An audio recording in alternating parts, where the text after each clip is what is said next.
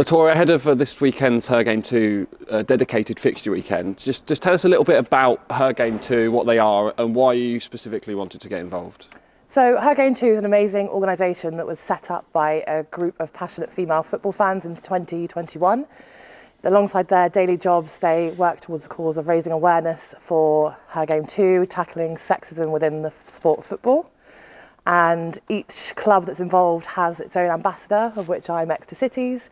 And I think the reason that I wanted to get involved was because, having been a long-time football fan who is female, I've experienced lots of different things while following and supporting the club, some good, some bad.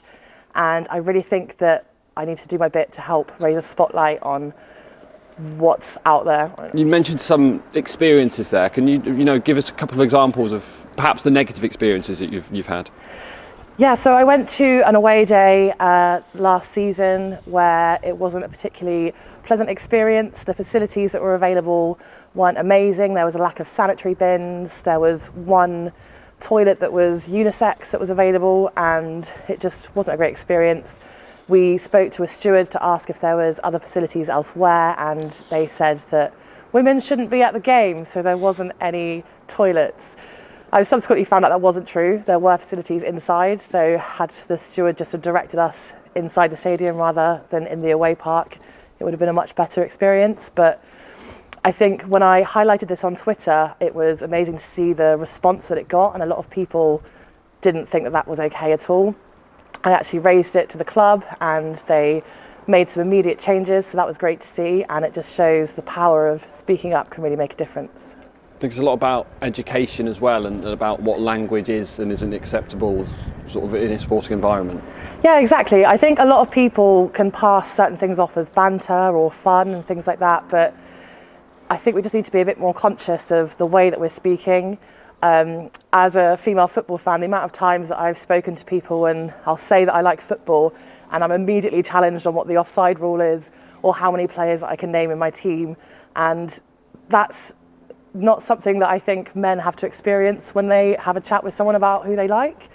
I think that's just unfortunately one of those things where a lot of people incorrectly believe that there's an ulterior motive if a woman says that she likes football, and that's not the case. We can be just as passionate and into the sport as anyone else. So in terms of Her Game 2 activities this weekend, what can supporters get involved with? I think for this weekend, as well as any other weekend at football, we all have a massive part to play. If you see something that you don't think is okay, then of course the first port of call will be to speak to a steward at the football match. If you're not comfortable speaking to a steward, then there is the anonymous text line that you can use, which is 62277, and you can raise any concerns and the club will immediately look into it and see what can be done about it. It's not okay for anyone to feel uncomfortable going to a football match, and I think if we all come together, then it's something that we can help to minimalise any worries or concerns for people attending.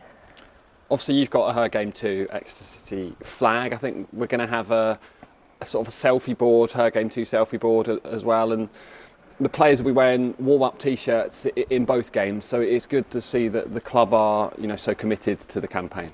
Yeah, I mean, I'm really lucky that Exeter City have been committed to Her Game 2 since the really early days of its creation, and it's fantastic that we have dedicated weekends like this to raise a spotlight on the organisation and the cause.